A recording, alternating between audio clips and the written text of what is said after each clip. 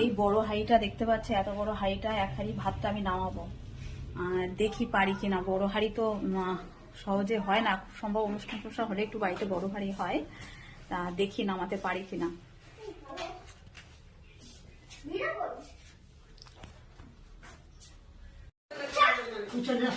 দেখো এত বড় হাঁড়িটা কিন্তু নামাচ্ছি। দেখো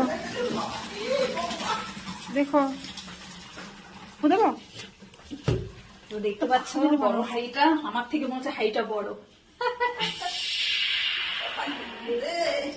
তো দেখা যাক।